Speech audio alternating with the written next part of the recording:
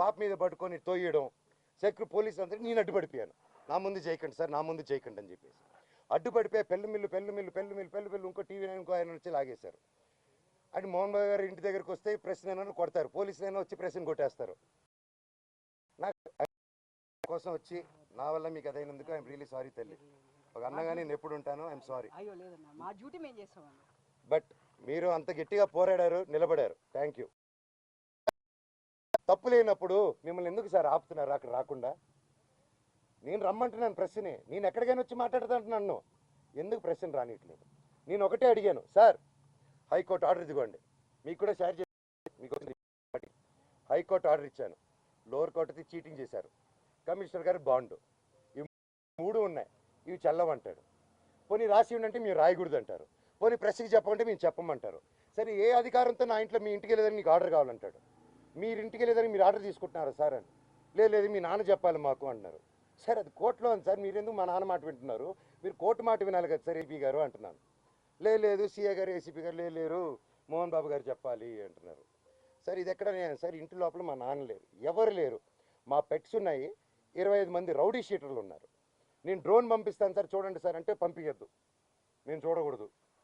పోనీ నేను ఇక్కడ ఉంటాను సార్, మీరు లోపలికి వెళ్ళిన పెట్స్ నేను కుక్క పిల్లలన్నీ ఇచ్చేయండి సార్, తీసుకెళ్ళిపోతాను. 3 ఉన్నాయి సార్, వాళ్ళు నీళ్లు పెడుతున్నారు, ఏం పెడుతున్నారు, ఎండాకాలం మేము చూసుకుంటాను సార్, పిల్లల్లా పెంచుకుంటాం వాటిని. మేము నా కాదు మీరు వెళ్ళి తండ్రి సరే దండం పెట్టుకున్నాను, కాలు పట్టుకుంటాను సార్ అన్నాను. నేను కళ్ళల్లో నీళ్ళు వచ్చేసింది, ఆ పెట్స్ వచ్చేసి గేటు సందుల్లో మీకు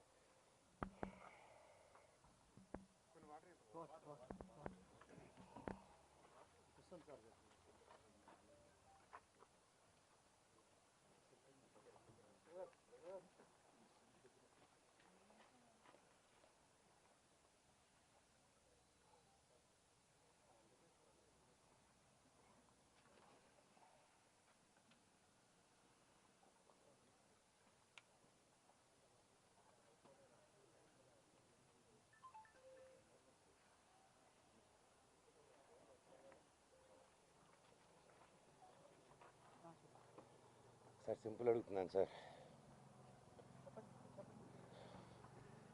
సీఎం రేవంత్ రెడ్డి గారిని, బట్టి విక్రమార్క గారిని,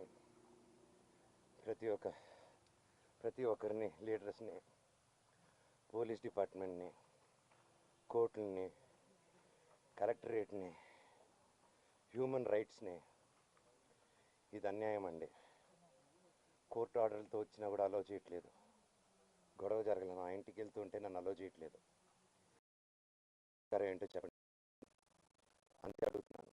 నాకు సిఏ గారు ఏసీపీ గారు నన్ను ఎందుకు ఈరోజు అలో చేయలేదని మాత్రం నాకు ఒక లెటర్ ఇస్తే నేను వెళ్ళి జడ్జికి పెట్టుకుంటాను. సార్ హైకోర్టులో మీరు ఇచ్చింది నన్ను పంపిరంట, లోవర్ కోర్టులో ఇచ్చింది పంపిరంట, మీరు బైండ్ ఓవర్ ఇచ్చింది నాకు వర్తిస్తుంది, విష్ణుకి వర్తిస్తుందంట. విష్ణుకి 25 మంది సెక్యూరిటీ వాళ్ళు పెట్టుకోవచ్చు సార్, మేము ఎలా అడుగుతాం అంటున్నారు. ఆ వీడియోలన్నీ నా సెల్ ఫోన్లో ఉన్నాయి, నా సెల్ ఫోన్లో తీస్తుంటే వాళ్ళని వచ్చి లాక్కుంటున్నారు.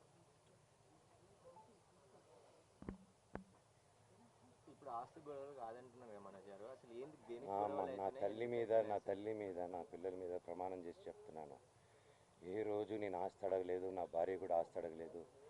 మా 2 పక్కల ఆస్తి గురించి మేము ఏ రోజు సంభాషణ తీయలేదు. మాకు దొంగ సిగ్నేచర్లు పెట్టారు, ఫ్రాజరీలు చేశారు, మేము ఫ్రాజరీ కేసులు కూడా వేయలేదు. మేము వాళ్ళ కర్మకు వాళ్ళు పోతారు, కర్మ సిద్ధాంతాన్ని నమ్ముకొని ఉంటాం. అర్థమైందండి? కుళ్ళండి, చిన్నప్పటి నుంచి నేనంటే కుళ్ళు.